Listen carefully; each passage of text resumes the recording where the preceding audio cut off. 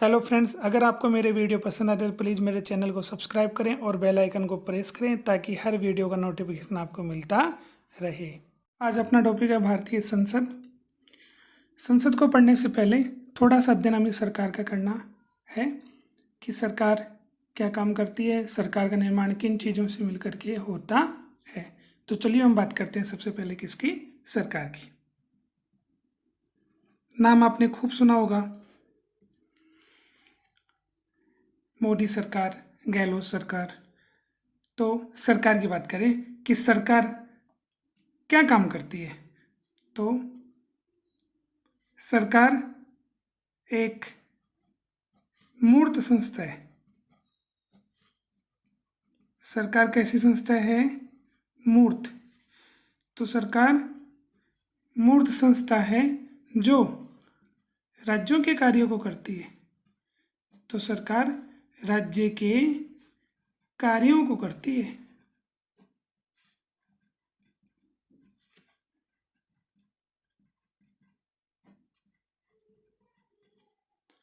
तो राज्य के कार्यों को करने वाली संस्था को क्या कहा जाता है? सरकार कहा जाता है। इसमें एक नाम आपको दिखाई दे रहा है, मूर्त।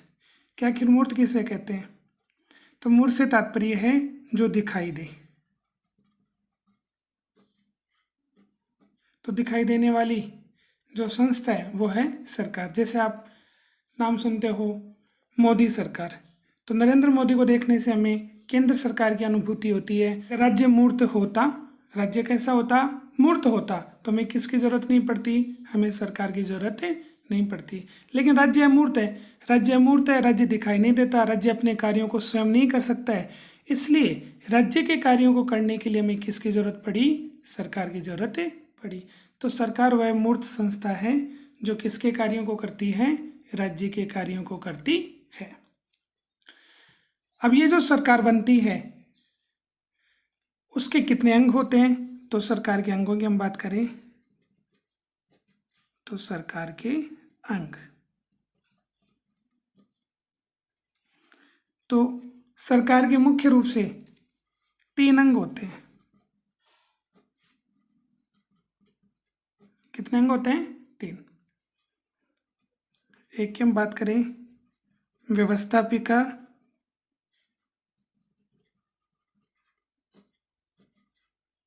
तो एक तो हो गई व्यवस्थापिका, दूसरी हो गई कार्यपालिका,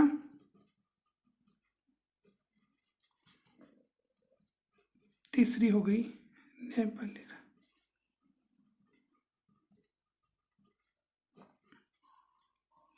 तो सरकार जहाँ पर भी नाम हमें दिखाई देता है उसे हम मुख्य रूप से 3 अंगों में बांट देते हैं। एक व्यवस्थापिका, दूसरा कार्यपालिका और तीसरा न्यायपालिका। व्यवस्थापिका का मुख्य कार्य है कानून बनाना। व्यवस्थापिका का मुख्य कार्य क्या है? कानून बनाना। ऐसे कार्यपालिका जो है वो व्यवस्थापिका के द्वारा जो निर्मित कानून है उन्हें क्या कर देती है? लागू कर देती है। तो ये कानून को लागू करना काम किसका हो गया? कार्यपालिका का काम हो गया। तो एक कानून बनाती है, दूसरी उसे क्या कर देती है? लागू कर देती है। और तीसरा जो अंग है न्यायपालिका, वो कानून की क्या करता है? रक्षा।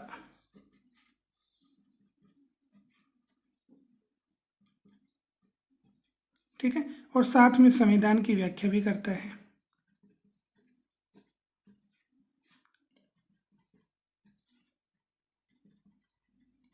तो संविधान की व्याख्या करना और साथ में कानूनों की रक्षा करना, ये काम किसका है? न्यायपालिका का। तो सरकार के हमने मुख्य रूप से 3 अंगों का अध्ययन किया। एक है व्यवस्थापिका, दूसरा है कार्यपालिका, तीसरा है न्यायपालिका। व्यवस्थापिका कानून बनाती है, कार्यपालिका उन कानूनों को लागू कर देती है और न्यायपालिका उन कानूनों की क्या करती है? रक्षा करती है। तो सरकार का मुख्य रूप से निर्माण कितने अंगों से मिलकर के होता है? 3 अंगों से होता है। ये सरकार कितनी जगह काम करती है? तो सरकार के हम पढ़ते हैं स्तर। सरकार के स्तर, स्तर से अभिप्राय कि सरकार कहाँ कहाँ काम करती है। तो वर्तमान में सरकार के स्तर कितने हैं? 3। कौन कौन से स्तर हैं? नंबर 1,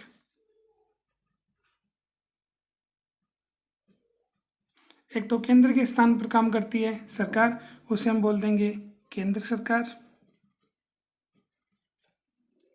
दूसरी, सरकार राज्य में काम करती है, उसे हम बोल देते हैं राज्य सरकार। और तीसरी जो सरकार है वो स्थानीय स्तर पर काम करती है, और स्थानीय स्तर पर काम करने के कारण उसे हम बोल देते हैं स्थानीय सरकार। तो इस प्रकार से सरकार 3 अंगों से मिलकर के बनी है। केंद्र में काम करने वाली सरकार को केंद्र सरकार बोलते हैं, राज्य में काम करने वाली सरकार को राज्य सरकार बोलते हैं, और स्थानीय स्तर पर काम करने वाली सरकार को स्थानीय सरकार बोलते हैं। स्थानीय सरकार को हमने 1992 में जोड़ा, उससे पहले सरकार के कितने अंग थे? 2। सरकार के स्तर को पढ़ने के बाद में हम बात करते हैं सरकार के अंग। इसमें देखो, आप देख रहे हो व्यवस्थापिका, कार्यपालिका और न्यायपालिका। तो आज अपना टॉपिक है व्यवस्थापिका।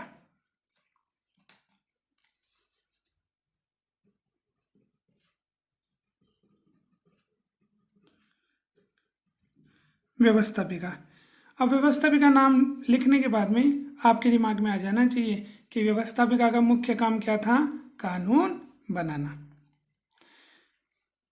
तो ये जो व्यवस्थापिका है इसको अलग अलग देशों में अलग अलग नामों से जाना जाता है। हम ब्रिटेन की बात करें तो ब्रिटेन में कानून बनाने वाली जो व्यवस्थापिका है उसको बोलते हैं पार्लियामेंट।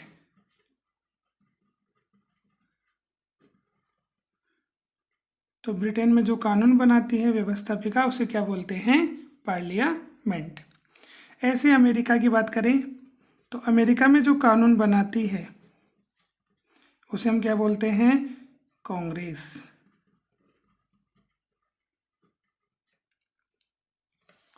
फिर जापान की बात कर लें कि जापान में जो कानून बनाती है उसे बोलते हैं डाइट।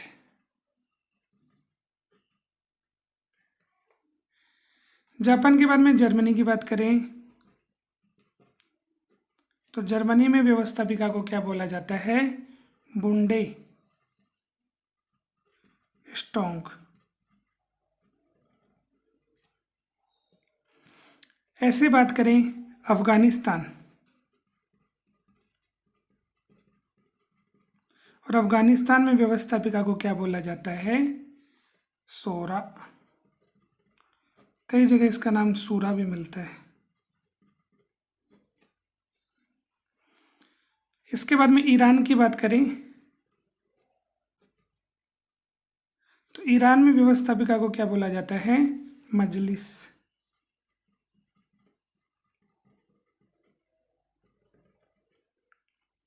अब भारत की बात कर लें। भारत में व्यवस्थापिका को क्या बोलते हैं? संसद। तो भारत में व्यवस्थापिका को क्या बोला जाता है?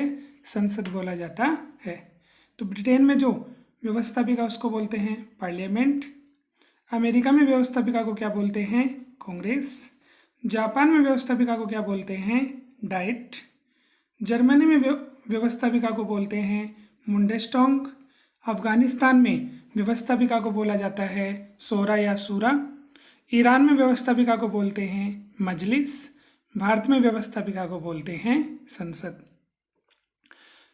तो आप जो ये नाम देख रहे हो संसद, इसका काम वही है जो काम किसका है? व्यवस्थापिका का।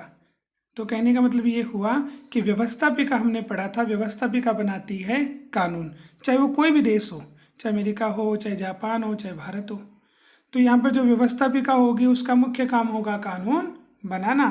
तो इसी प्रकार से तो व्यवस्थापिका को हम चाहे पार्लियामेंट बोलें, चाहे संसद बोलें, चाहे डाइट बोलें, इनका काम भी वही हो जाएगा जो काम किसका होगा? व्यवस्थापिका का।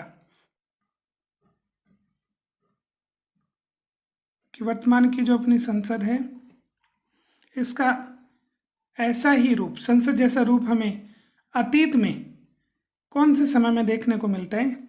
तो ऋग्वेद। ऋग्वेद कालीन जो समय है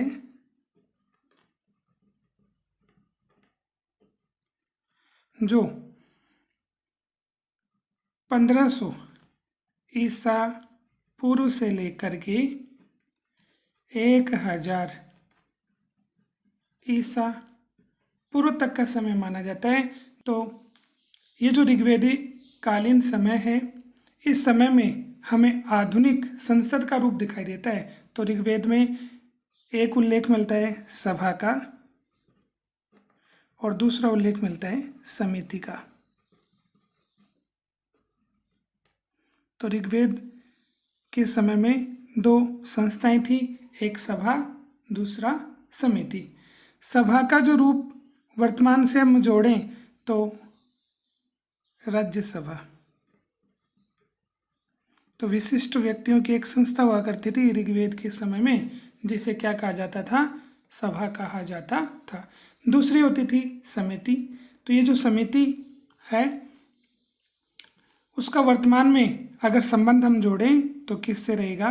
लोकसभा। तो ऋग्वेद के समय में सभा और समिति जो संस्थाएं थीं उनका संबंध वर्तमान के राज्यसभा और किससे है? लोकसभा से है। सरकार के अंगों को पढ़ने के बाद में हम बात करते हैं भारतीय संसद की।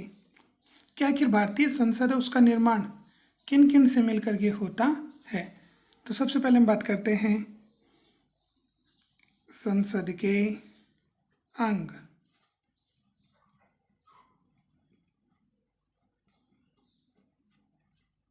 कि संसद का निर्माण किन किन से मिलकर के होता है। तो ये हुआ संसद के अंग। संसद के अंग माने गए हैं 3। कौन कौन से? एक लोकसभा,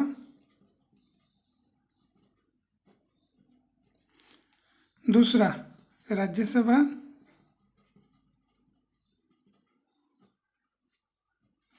और तीसरा है राष्ट्रपति। तो इसका तात्पर्य ये हुआ कि संसद का निर्माण किस किस से मिलकर के होगा? लोकसभा, राज्यसभा और राष्ट्रपति। तो भारतीय संविधान का अनुच्छेद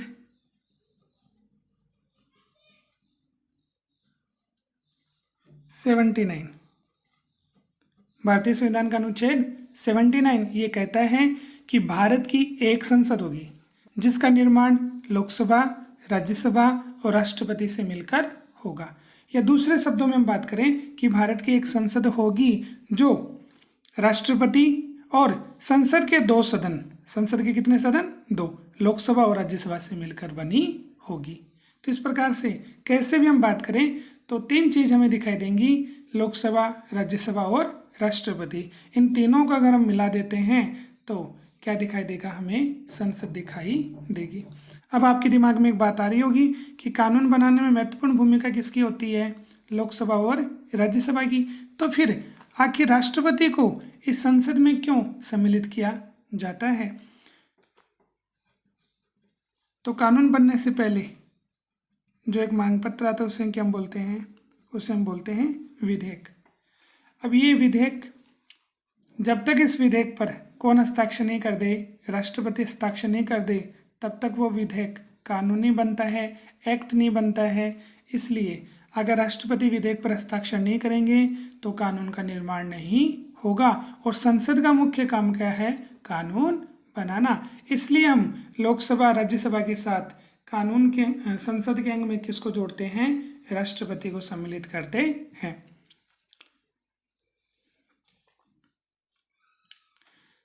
संसद के अंगों के बाद में हम बात कर लेते हैं संसद का गठन।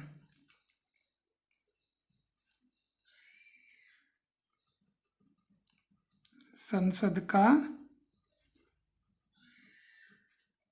गठन।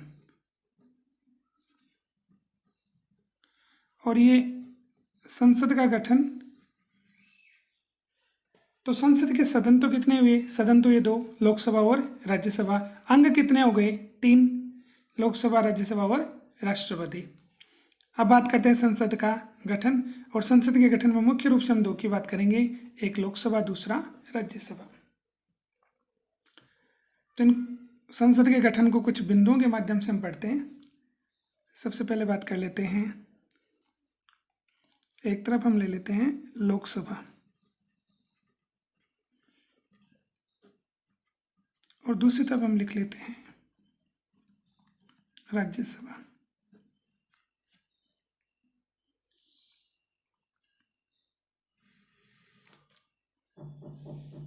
तो संसद के गठन में हम इसको 2 भागों में बांट लेते हैं, एक लोकसभा, दूसरा राज्यसभा। अब इनको कुछ बिंदुओं के माध्यम से हम पढ़ेंगे। सबसे पहले इनके उपनाम की बात कर लें कि संसद के कुछ नाम हैं, वैसे ही राज्यसभा को कुछ अन्य नामों से जाना जाता है। लोकसभा की बात करें तो लोकसभा के क्या क्या नाम हैं, जैसे लोकसभा को बोला जाता है प्रथम सदन। कौन सा सदन बोला जाता है? प्रथम सदन बोला जाता है। तो जब लोकसभा प्रथम सदन हुआ तो राज्यसभा कौन सा सदन हो जाएगा? द्वितीय सदन। ऐसे ही लोकसभा को निम्न सदन कहा जाता है। तो लोकसभा निम्न सदन हुआ तो राज्यसभा कैसा सदन हो जाएगा? उच्च सदन। लोकसभा को लोकप्रिय सदन भी कहा जाता है। ऐसे राज्यसभा को राज्यों का प्रतिनिधि सदन कहा जाता है।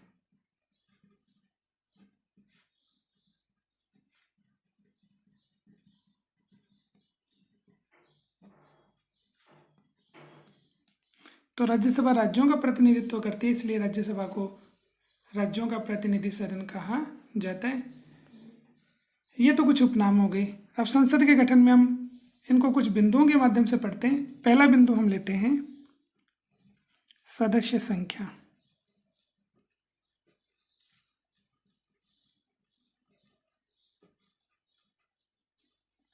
पहला बिंदु हो गया सदस्य संख्या। अब इस सदस्य संख्या को हम लोकसभा राज्यसभा दोनों के माध्यम से पढ़ते हैं। तो लोकसभा की सदस्य संख्या की बात करें तो संविधान का जब निर्माण हुआ उस समय मूल जो सदस्य संख्या रखी गई लोकसभा की, वो कितनी रखी गई? 500। तो लोकसभा की सीटें निर्धारित की गई थी संविधान में, कितनी? 500। उसके बाद में क्या हुआ? उसके बाद में समय समय पर इसमें परिवर्तन होता गया। 1956 में राज्य पुनर्गठन,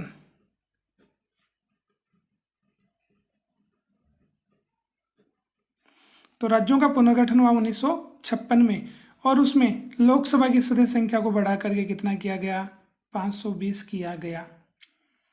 फिर इसके बाद में इसकी सदस्य संख्या हो गई लोकसभा की कितनी? 525।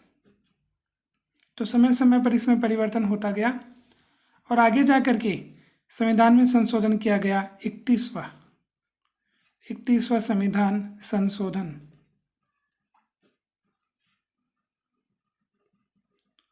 और ये जो 31वां संविधान संशोधन है ये 1974 में किया गया, और इसके माध्यम से लोकसभा की अधिकतम सदस्य संख्या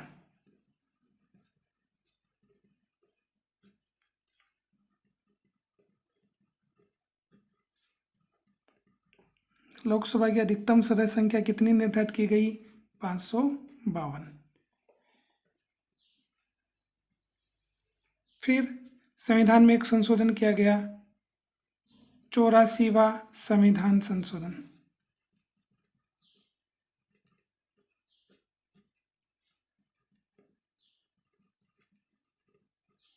और ये 84वां संविधान संशोधन हुआ था 2001 में।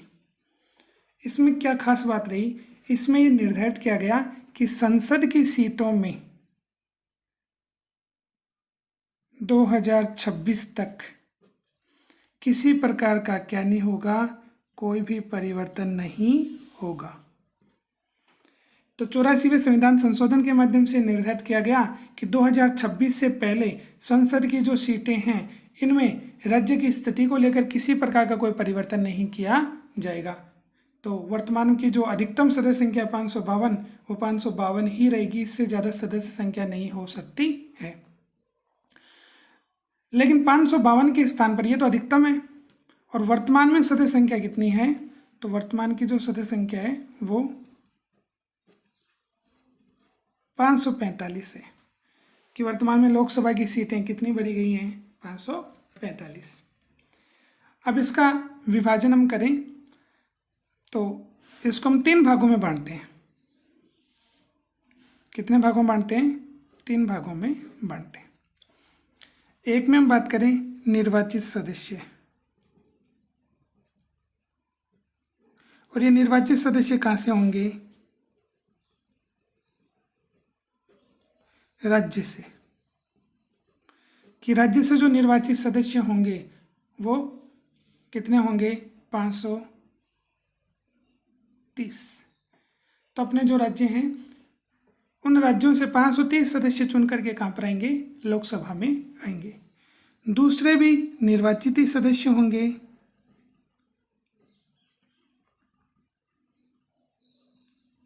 और ये निर्वाचित सदस्य कहाँ से होंगे, संघ राज्य से। तो यहाँ पर केंद्र शासित प्रदेशों की बात हो रही है, और संघ राज्य से कितने सदस्य, 13 सदस्य चुन करके आएंगे। तीसरे जो सदस्य होंगे वो होंगे मनोनीत,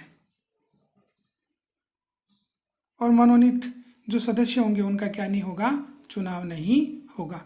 तो यहाँ पर आप देख रहे हो ये भी निर्वाचित सदस्य हैं, ये भी निर्वाचित सदस्य हैं। तो राज्यों से चुनकर आने वाले सदस्य भी निर्वाचित होंगे, संघ राज्य या केंद्र शासित प्रदेश से चुनकर आने वाले सदस्य भी निर्वाचित होंगे, लेकिन मनोनीत जो सदस्य होंगे उनका चुनाव नहीं होगा।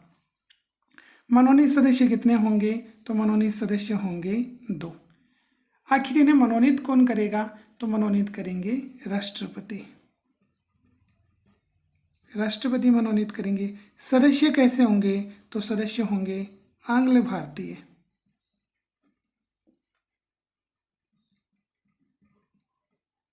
आंग्ल भारतीय, आंग्ल भारतीय से भी प्राय है एंग्लो इंडियन, कि माता पिता में से एक तो भारतीय होगा और दूसरा अंग्रेज होगा, उनकी जो संतान होगी, ऐसे 2 सदस्य राष्ट्रपति कहाँ पर मनोनीत करेगा, लोकसभा में मनोनीत करेगा।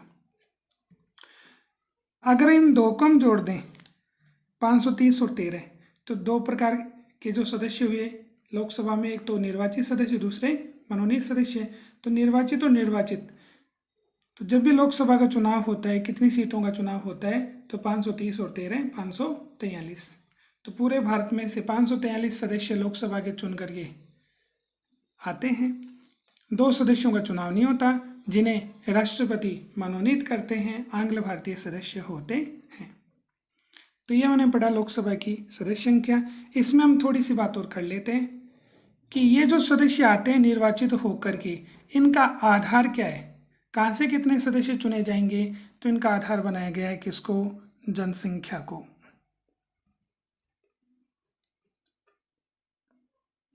आधार क्या है, जनसंख्या। तो जिस राज्य की जनसंख्या ज़्यादा होगी उसी के आधार पर ज़्यादा सदस्य चुन करके लोकसभा में आएंगे। तो सबसे हम बात करें सर्वाधिक,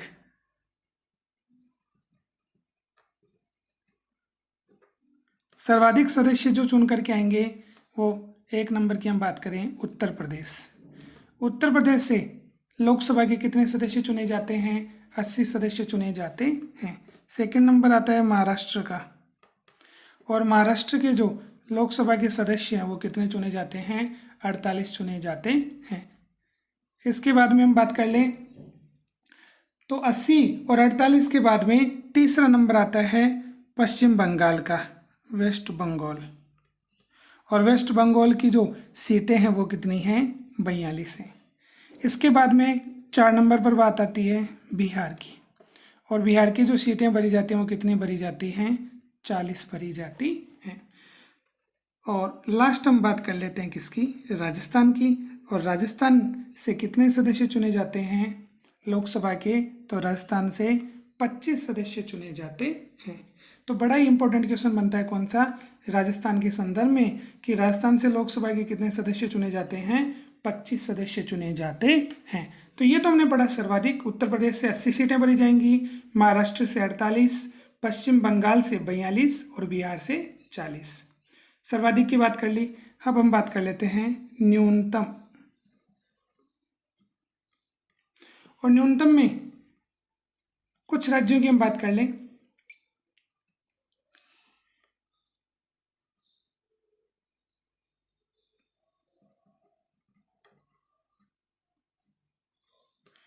पूर्वोत्तर जो राज्य हैं, उन पूर्वोत्तर राज्यों में अगर हम असम को निकाल दें, किसको हटाना है हमें, पूर्वोत्तर 7 राज्य हैं, उसमें से आप किसको हटा दो, असम को। तो बाकी जो राज्य हो गए, उन राज्यों से लोकसभा की कितनी सीटें चुनी जाएंगी, 1-1 सीटें चुनी जाएंगी। जैसे हम बात करते हैं अरुणाचल प्रदेश, इसके बाद में नागालैंड, फिर मणिपुर, फिर मिजोरम, उसके बाद में मेघालय, त्रिपुरा। तो ये जो 6 राज्य हो गए, यहाँ से लोकसभा के कितने सदस्य, 1-1 सदस्य चुन करके आएंगे।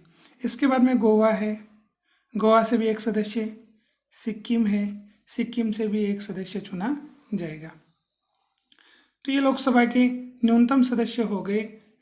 जो असम को छोड़ करके इन पूर्वोत्तर राज्यों में से कितने कितने सदस्य चुने जाएंगे, 1-1 सदस्य चुने जाएंगे।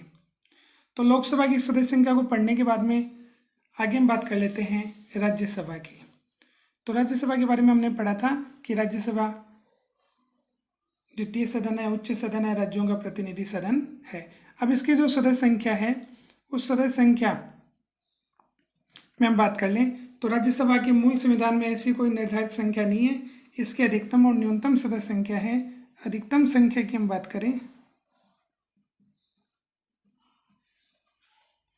तो अधिकतम जो सदस्य संख्या निर्धारित की गई राज्यसभा के लिए वो कितनी है, 250। और वर्तमान की बात कर लें तो वर्तमान की जो सदस्य संख्या है वो कितनी निर्धारित है, 245।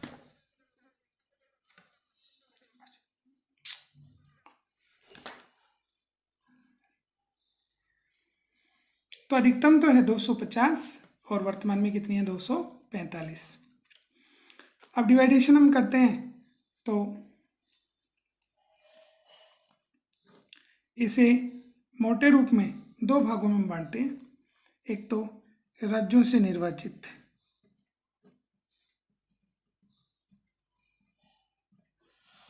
राज्यों से क्या होंगे, निर्वाचित, और दूसरे कैसे सदस्य होंगे, मनोनीत। तो एक तो मनोनीत सदस्य हो गए और दूसरे कैसे सदस्य हो गए, निर्वाचित सदस्य हो गए। राज्यों से जो निर्वाचित सदस्य हैं वो कितने हैं, 233, और मनोनीत सदस्य कितने हैं, 12। जैसे हमने लोकसभा में मनोनीत सदस्य पढ़ा था, मनोनीत कौन करता है, राष्ट्रपति। तो यहाँ पर भी मनोनीत कौन करेंगे, राष्ट्रपति। कि राज्यसभा में 12 सदस्यों को मनोनीत किसके माध्यम से किया जाएगा, राष्ट्रपति के माध्यम से किया जाएगा। क्या वो आंग्ल भारतीय होंगे, नहीं, वो आंग्ल भारतीय नहीं होंगे। तो उनके स्थान पर क्या होगा कि कुछ क्षेत्र हैं, जैसे है कला है, विज्ञान है, साहित्य है, समाज सेवा है,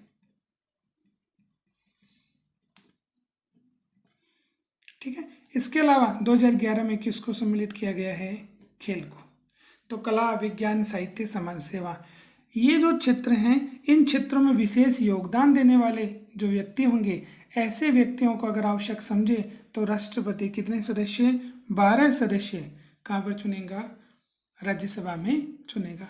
तो राष्ट्रपति के माध्यम से इनका मनोनयन होगा जो कला, विज्ञान, साहित्य, समाज सेवा या खेल से संबंधित होंगे।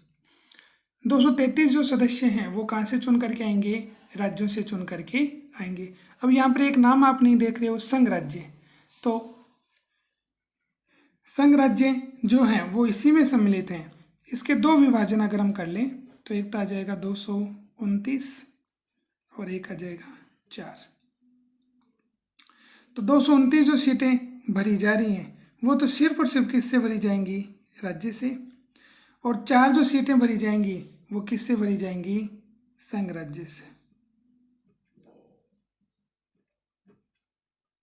जिसमें से दिल्ली से कितनी, 3, और पुद्दुचेरी से कितनी, 1। तो ये तो दिल्ली और पुद्दुचेरी से 4 सीटें भरी जाएंगी और 229 जो सीटें भरी जाएंगी वो किससे भरी जाएंगी, राज्यों से भरी जाएंगी। आधार वही है जो हमने पढ़ा था किसमें, लोकसभा में। तो लोकसभा में जैसे हमने पढ़ा था 545 वर्तमान में सदस्य हैं, जिसमें से 530 तो कहाँ से चुने जाएंगे, राज्यों से चुने जाएंगे, 13 सदस्य संघ राज्यों से चुने जाएंगे और 2 सदस्य मनोनीत होंगे। यहाँ पर अगर एक बात हम कर लें तो वर्तमान में तो 13 सदस्य चुने जा रहे हैं, अधिकतम कितनी, अधिकतम यहाँ पर निर्धारित है कितनी, 20 सीटें, कि संघ राज्य से अधिकतम 20 सदस्य चुने जा सकते हैं। तो वर्तमान में कितने चुने जा रहे हैं, लोकसभा से 20। ऐसे हम बात कर लें राज्य में तो राजस्थान, तो ऐसे हम बात कर लें राज्यसभा, तो राज्यसभा में जो सीटों का चुनने वाला सिस्टम है उसका आधार भी क्या है, जनसंख्या। यहाँ पर भी आधार वही है, जिस राज्य की जनसंख्या ज़्यादा होगी वहाँ से ज़्यादा सदस्य चुन करके कहाँ पर आएंगे, राज्यसभा में आएंगे। सर्वाधिक की बात कर लें, सर्वाधिक में जैसे 1 नंबर पर वही कौन, उत्तर प्रदेश, और उत्तर प्रदेश से कितने सदस्य चुने जाते हैं, 31 सदस्य चुने जाते हैं।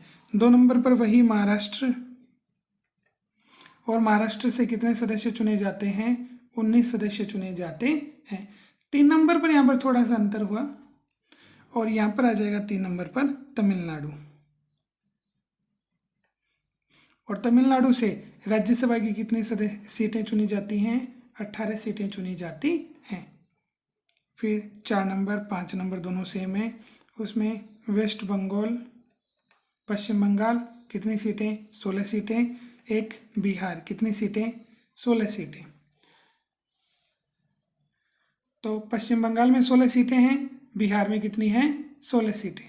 राजस्थान के संदर्भ की अगर हम बात कर लें तो राजस्थान से कितनी सीटें चुनी जाती हैं, तो राजस्थान से 10 सदस्य चुने जाते हैं, किसके, राज्यसभा के।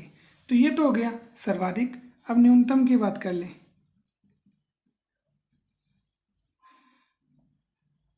तो न्यूनतम में मुख्य रूप से 3 राज्यों का नाम आता है। आप इसको एक ट्रिक से समझ सकते हो, छोटी सी ट्रिक्स है जिसमें 3 नाम आते हैं। सुनामी नाम भी बड़ा फेमस है, 2004 में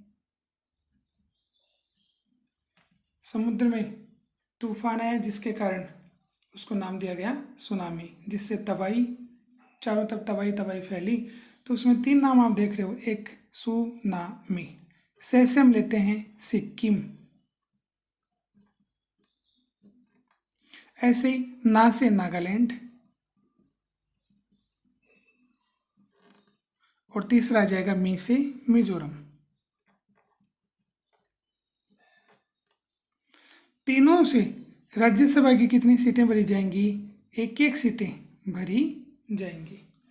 तो 3 राज्यों में सबसे कम सीटें राज्यसभा की सिक्किम, नागालैंड और मिजोरम।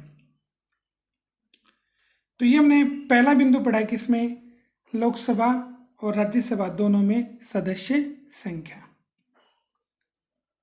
संख्या के बाद में दूसरा अपना बिंदु है निर्वाचन।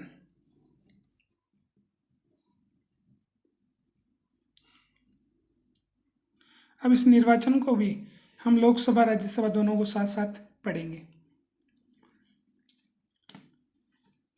निर्वाचन में हम बात कर लेते हैं, तो ये एक तरफ हम लिखते हैं लोकसभा, दूसरी तरफ हम बात करते हैं किसकी, राज्यसभा की।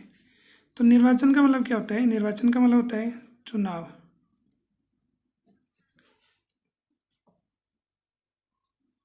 निर्वाचन का मतलब हो गया चुनाव। क्या कि लोकसभा का चुनाव किसके माध्यम से होता है, राज्यसभा का चुनाव किसके माध्यम से होता है। तो लोकसभा का चुनाव होता है प्रत्यक्ष, और भारत में अगर कोई भी चुनाव कैसा हो रहा है, प्रत्यक्ष हो रहा है, तो उसमें महत्वपूर्ण भूमिका किसकी होती है? जनता की होती है। तो प्रत्यक्ष चुनाव होता है, जनता लोकसभा के सदस्यों को चुनती है। ऐसे सदस्य चुनते हैं जिनकी आयु कितनी है? 18 वर्ष। तो 18 वर्ष की आयु प्राप्त जो व्यक्ति हैं वो लोकसभा के सदस्यों को चुनते हैं, जिनका मतदाता सूची में नाम है, वोटर आईडी कार्ड बना हुआ है। तो वयस्क मताधिकार के आधार पर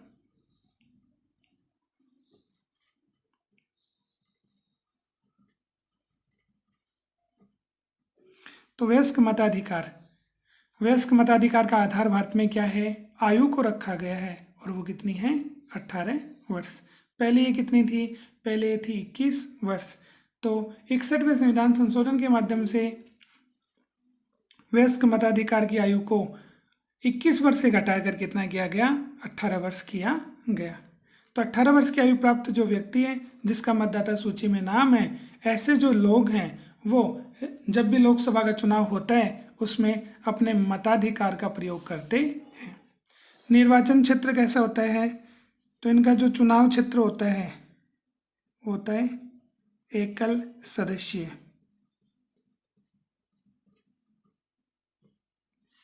एकल सदस्यीय निर्वाचन क्षेत्र। एकल सदस्य निर्वाचन क्षेत्र से अभिप्राय है कि जब भी लोकसभा का चुनाव होगा तो पूरे भारत को कितने भागों में बांट दिया जाएगा? 543 भाग में बांट दिया जाएगा। तो एक भाग से एक सदस्य चुना जाएगा। इस प्रकार से पूरे भारत से कितने सदस्य चुने जाएंगे? तो पूरे भारत से 543 सदस्य चुने जाएंगे। इसको हम बोलेंगे एकल सदस्य निर्वाचन क्षेत्र की। जहाँ पर भी चुनाव होगा वहाँ पर एक ही व्यक्ति चुनाव जीत करके कहाँ पर आएगा? लोकसभा में आएगा। अगर हम राज्यसभा की बात करें तो राज्यसभा में जो निर्वाचन है वो क्या प्रत्यक्ष होता है? तो बात आती है अप्रत्यक्ष चुनाव होता है। किसका? राज्यसभा के सदस्यों का। तो अप्रत्यक्ष चुनाव होने के कारण इसमें जनता की भूमिका नहीं होती है। तो अप्रत्यक्ष चुनाव होगा तो उसकी कोई ना कोई क्या होगी? विधि होगी या पद्धति होगी। तो यहाँ पर जो विधि, पद्धति, तरीका, रीति वो होगी आनुपातिक प्रतिनिधित्व। आनुपातिक प्रतिनिधित्व की एकल संक्रमणीय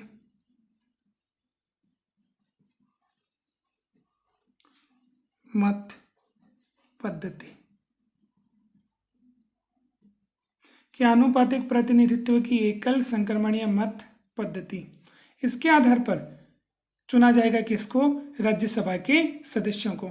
तो चुनाव यहाँ पर अप्रत्यक्ष हुआ, जिसमें जनता की डायरेक्ट भूमिका नहीं होती है। तो आखिर किस प्रकार से चुना जाता है? तो देखो, जनता किसको चुनती है? जनता चुनती है विधानसभा के सदस्यों को। जनता किसको चुनती है? विधानसभा के सदस्य, जिसको हम क्या बोलते हैं? जिसको हम बोलते हैं MLA, या हिंदी में बोले विधायक। तो विधायकों को चुनती है जनता। ये जो विधायक होंगे, ये विधायक किसको चुनेंगे? राज्यसभा के सदस्यों को। तो विधायक चुनते हैं राज्यसभा के सदस्यों को। तो यहाँ पर जनता की भूमिका तो हुई, लेकिन जनता ने पहले इनको चुना, इन्होंने राज्यसभा के सदस्यों को चुना। तो इस प्रकार से जनता अप्रत्यक्ष रूप से किसको चुनती है? राज्यसभा के सदस्यों को। निर्वाचन के बाद में हम बात कर लेते हैं, अगला अपना बिंदु है योग्यताएं।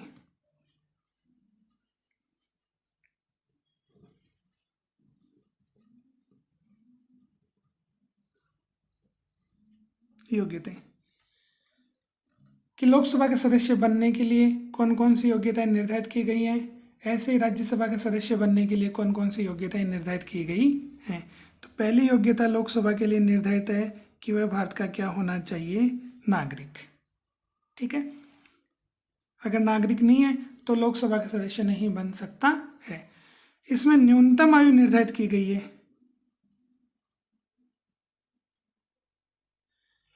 कि लोकसभा के सदस्य बनने के लिए कम से कम एक व्यक्ति कितने साल का होना चाहिए। तो न्यूनतम आयु है 25 वर्ष, कि कम से कम वह 25 साल का होना चाहिए। तीसरी हम बात करें, वह लाभ के पद पर नहीं होना चाहिए।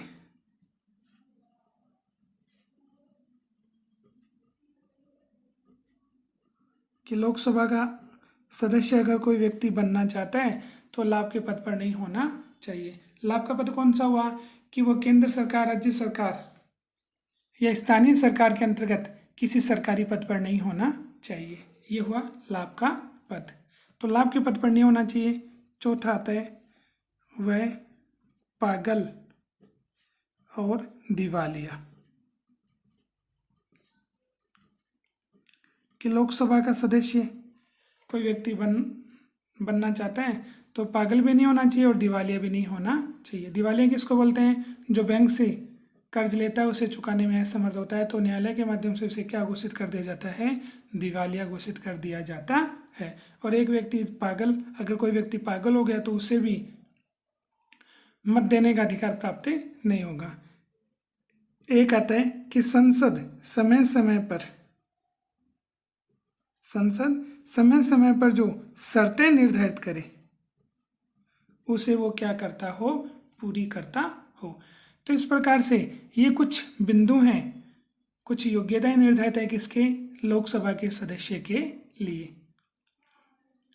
अब अगर लोकसभा की आपको योग्यताएं याद हैं कि लोकसभा का सदस्य कैसे बना जा सकता है, तो हूबहू वो की वही योग्यताएं किसके लिए निर्धारित की गई हैं? राज्यसभा के लिए निर्धारित की गई हैं। इसमें एक थोड़ा सा परिवर्तन करना है। पहला बिंदु वही है, वो भारत का क्या होना चाहिए? नागरिक होना चाहिए। दूसरा जो बिंदु है उसमें आप आयु में चेंज कर दो, तो यहाँ पर आयु राज्यसभा के लिए हो जाएगी, न्यूनतम आयु कितनी हुई? 30 वर्ष।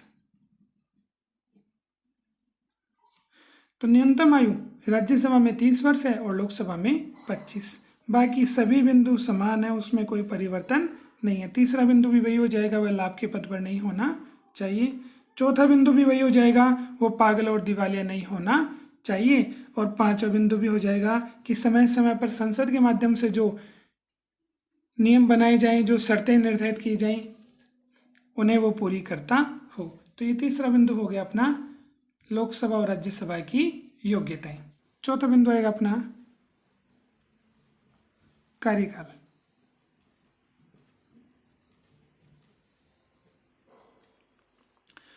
कि लोकसभा का कार्यकाल कितना है, राज्यसभा का कार्यकाल कितना है।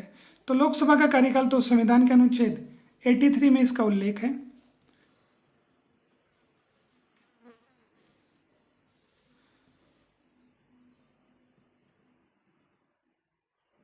अनुच्छेद 83 लोकसभा का कार्यकाल कितना निर्धारित है?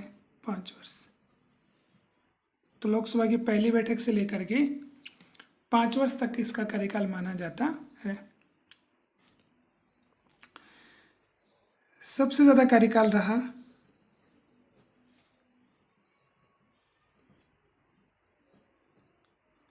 सबसे अधिक कार्यकाल कौन सी लोकसभा का रहा? तो पांचवी लोकसभा। पांचवी लोकसभा का कार्यकाल सबसे अधिक माना जाता है। तो बड़ा ही अच्छा क्वेश्चन बनता है कि कौन सी लोकसभा का कार्यकाल सबसे अधिक है? तो पांचवी लोकसभा का कार्यकाल सबसे अधिक है। सबसे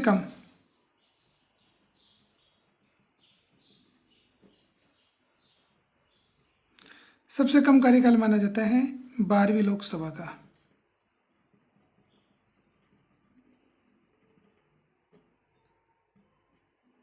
तो 12वीं लोकसभा का कार्यकाल सबसे कम माना जाता है। क्या समय पूर्व लोकसभा को भंग किया जा सकता है? तो प्रधानमंत्री की सलाह पर। किसकी सलाह पर? प्रधानमंत्री की सलाह पर।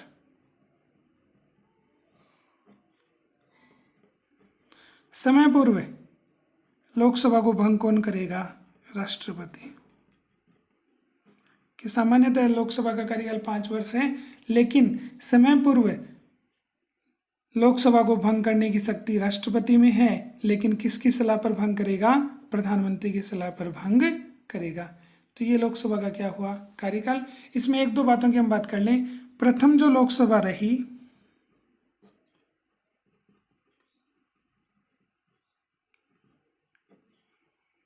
वो कब गठित की गई? तो 1952 में अप्रैल में पहली लोकसभा का क्या हुआ? चुनाव हुआ। वर्तमान में 2019 में चुनाव हुआ। कौन सी लोकसभा का चुनाव हुआ? तो 2019 में 17वीं लोकसभा का।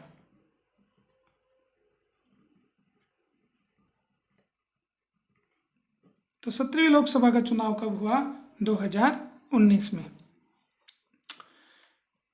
ऐसे हम बात कर लेते हैं किसकी? राज्यसभा की। तो राज्यसभा में जो कार्यकाल है उसके संविधान में कोई उल्लेख हमें दिखाई नहीं मिलता है। तो राज्यसभा के कार्यकाल का उल्लेख संविधान में हमें नहीं मिलता है। 1951 में जन प्रतिनिधित्व अधिनियम आया था और उसके माध्यम से राज्यसभा के सदस्यों का कार्यकाल कितना निर्धारित किया गया? राज्यसभा के सदस्यों का कार्यकाल निर्धारित किया गया 6 वर्ष। राज्यसभा एक स्थायी सदन है, वो कभी भी भंग नहीं होता है, लेकिन उसके सदस्यों का कार्यकाल कितना है? उसके सदस्यों का कार्यकाल निर्धारित है 6 वर्ष। हर 2 वर्ष के बाद में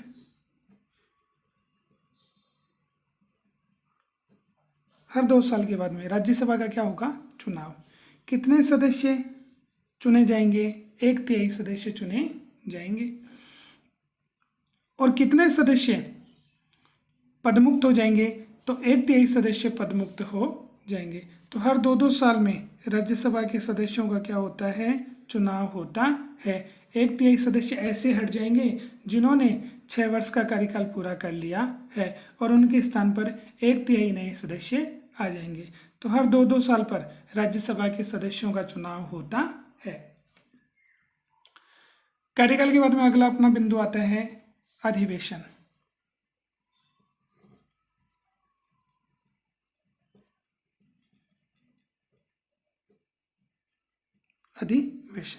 अधिवेशन को हम बोल दें बैठक, सत्र। बैठक बोल दें, सत्र बोल दें, तो एक ही बात है। कहने का मतलब ये हुआ कि लोकसभा की बैठक कब होती है, राज्यसभा की बैठक कब होती है, उसको हम क्या बोलते हैं? अधिवेशन बोलते हैं। तो संविधान में तो निर्धारित कर रखा है, क्या निर्धारित कर रखा है? कि लोकसभा की प्रथम बैठक, लोकसभा की कौन सी बैठक? प्रथम बैठक और अंतिम बैठक,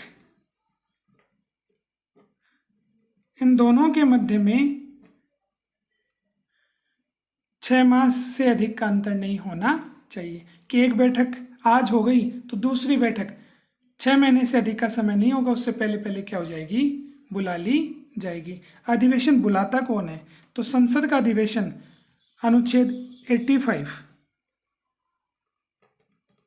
अनुच्छेद 85 जो है उसके माध्यम से संसद की बैठक को, संसद के सत्र को बुलाने की शक्ति किसे प्राप्त है? राष्ट्रपति को प्राप्त है। तो राष्ट्रपति संसद का सत्र बुलाता है, सत्रावसान करता है। तो संसद की बैठक तो राष्ट्रपति बुलाता है।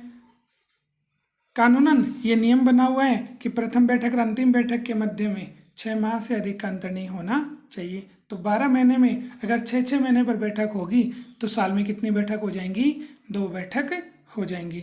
लेकिन व्यवहार में हम बात करें तो व्यवहार में कितनी बैठक हो रही हैं? 3 बैठक हो रही हैं। एक बजटकालीन सत्र, एक तो कौन सा सत्र हो गया? बजटकालीन सत्र। दूसरा हो गया मानसून कालीन सत्र। और तीसरा हो गया शीतकालीन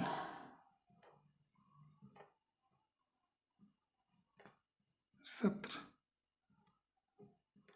तो एक तो बजटकालीन सत्र, दूसरा मानसूनकालीन सत्र और तीसरा शीतकालीन सत्र। तो व्यवहार में 3 बार बैठक होती है किसकी? संसद की। बजटकालीन सत्र का जो समय रखा गया है वो है फरवरी। तो ये फरवरी से लेकर के कब तक चलता है? फरवरी से लेकर के मई तक चलता है। उसके बाद में मानसूनकालीन जो सत्र आता है वो आता है जुलाई में। तो ये जुलाई से लेकर के सितंबर तक चलता है। ऐसे ही शीतकालीन जो सत्र आता है वो आता है नवंबर और दिसंबर।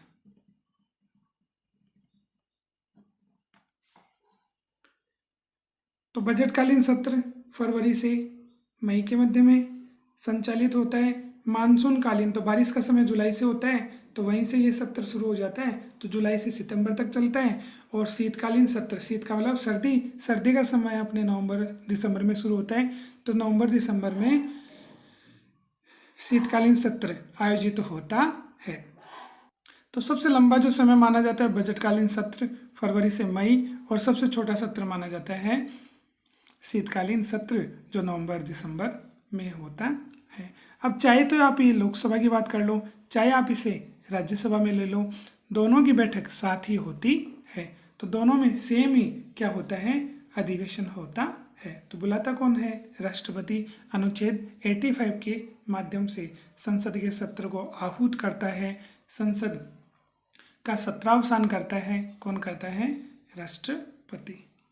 तो संसद के अधिवेशन के बाद में अगला जो अपना बिंदु आता है वो आता है गणपूर्ति। इसको इंग्लिश में हम क्या बोल देते हैं? कोरम। तो गणपूर्ति और कोरम से क्या तात्पर्य है?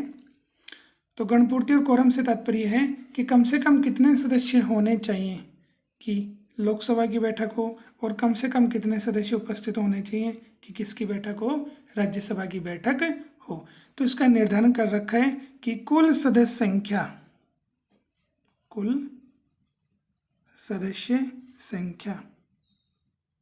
और कुल सदस्य संख्या कहाँ की? लोकसभा की। और कुल सदस्य संख्या कहाँ की? राज्यसभा की।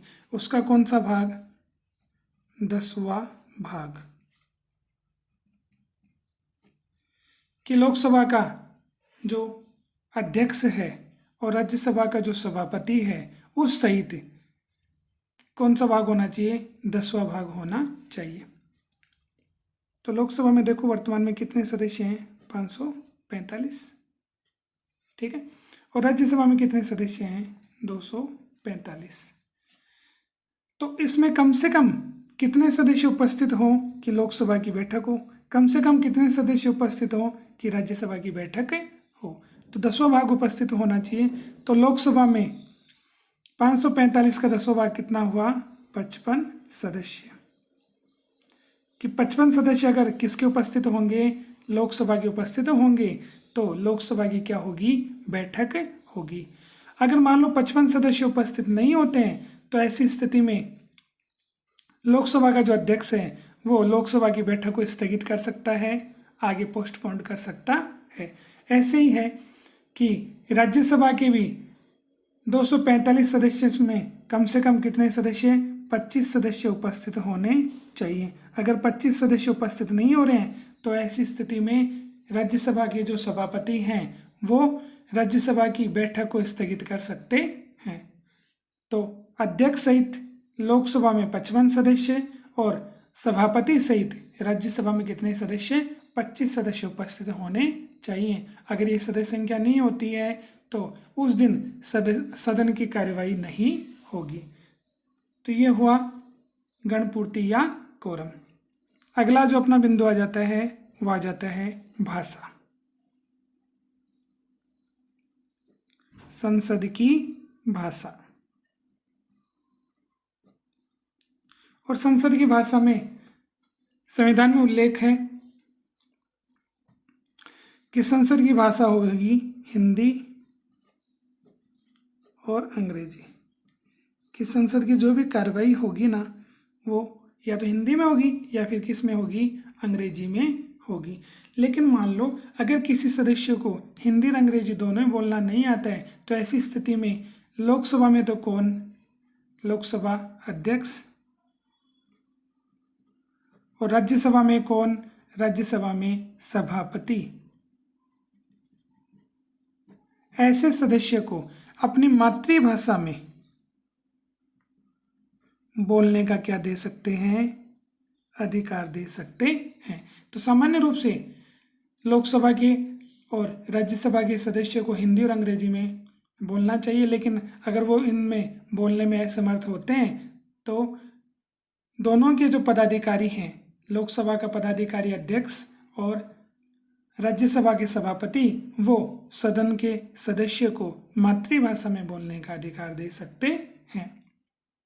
और लास्ट में आ गया अपना अंतिम बिंदु जो आता है पदाधिकारी।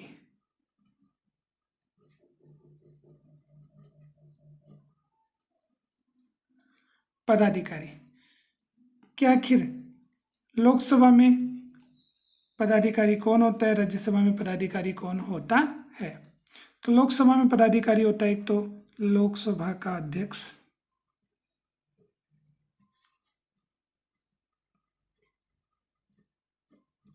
और दूसरा होता है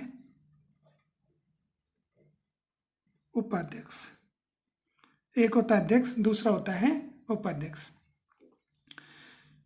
ऐसे ही राज्यसभा में एक होता है सभापति, तो राज्यसभा के सभापति, और दूसरे हो गए उपसभापति।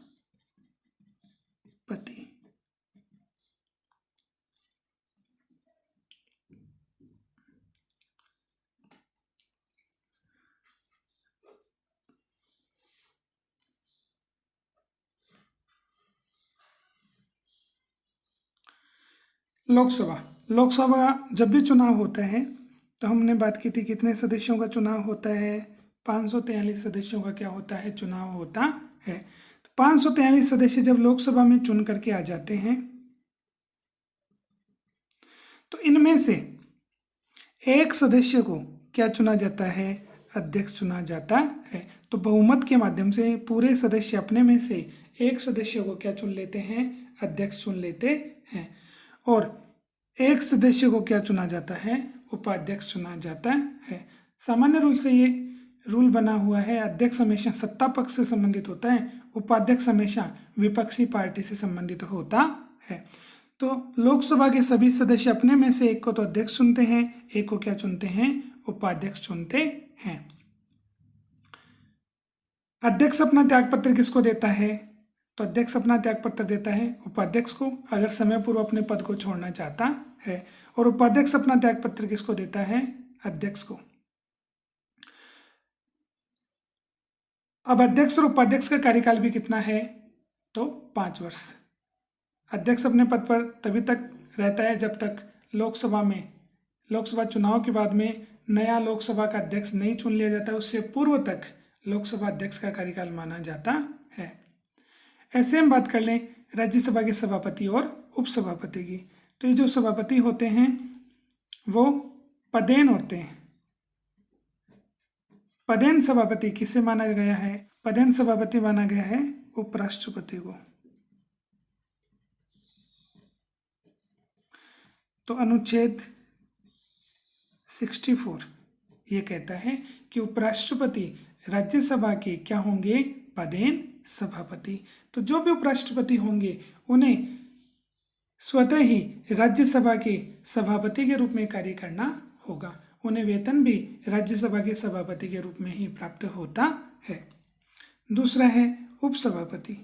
उपसभापति का चुनाव होता है,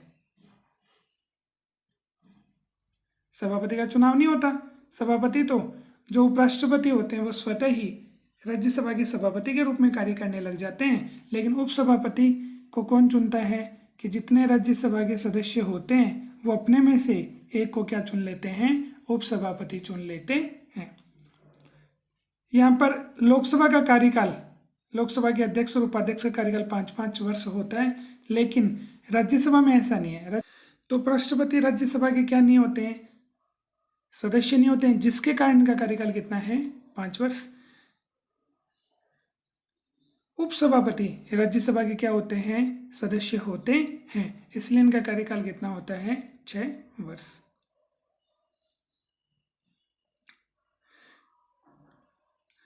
तो आज हमने पढ़ा संसद का गठन, जिसमें हमने कुछ बिंदुओं के माध्यम से संसद के गठन को अच्छे ढंग से पढ़ने का प्रयास किया है। Please subscribe YouTube channel, share and like it.